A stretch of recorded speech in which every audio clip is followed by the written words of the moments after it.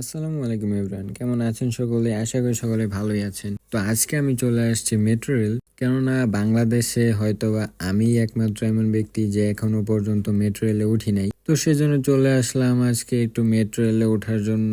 তো এই মেট্রো রেলে ওঠার জন্য আমরা গুলিস্তান থেকে যাবো হচ্ছে কি মিরপুর 10-এ। তো সেজন্য দেখতে পারতেছেন যে কত লাইন টিকিট কাটার জন্য। তো আমার টিকিটটা আমার ফ্রেন্ড কেটে দিচ্ছে, তো সেজন্য আমি আর লাইনে দাঁড়ালাম না।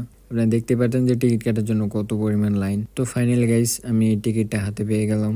তো এখন দেখি আবার এই টিকিটটা পাঞ্চ করার জন্য লাইনে দাঁড়াইতে হয়। বাইরে ভাই এত লাইন, এই লাইন ধরার থেকে তো লোকাল বাস দিয়ে চলে গেলে এতক্ষণ চলে যেতে পারতাম। তো যাই হোক গাইস, দেখি এখন আবার এই টিকিটটা কি করা লাগে। এই টিকিটটা গাইস এই যে এভাবে এখানে রাখলে আপনাদের জন্য এই গেটটা খুলে যাবে। তো আমি ফার্স্ট টাইম, আমি আর কখনো আসি নাই। তো চলে আসলাম উপরে।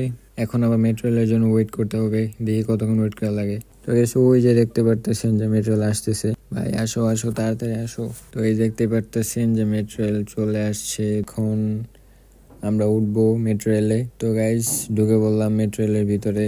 আর এখানে তো দাঁড়িয়ে থাকতে হবে, বসার জন্য সিট নাই। এই যে মাত্র 2-3টা সিট, ভাই এখানে তো মানুষ অলওয়েজ বসেই থাকে। তো আর কি দাঁড়িয়ে যেতে হবে। আর দেখতে পারতেছেন বাইরের ভিউটা।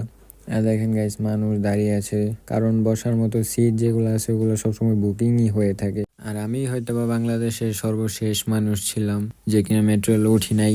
যাই হোক গাইস, ভেবেছিলাম যে, কিন্তু এখন দেখি না, টিকিটটা আবার জমা দিয়ে যেতে হয়। আর এই টিকিটটা জমা দেওয়ার জন্য এই যে এখানে শুধু রাখলেই একটা অশুভ শক্তি এসে টান দিয়ে নিয়ে যাবে। যাই হোক গাইস, আপনারাও যদি আমার মতো গ্রামের চাচাতো ভাই হয়ে থাকেন আর মেট্রো রেল না চড়ে থাকেন, তাহলে আপনারাও চলে আসুন মেট্রো রেলে চড়ার জন্য।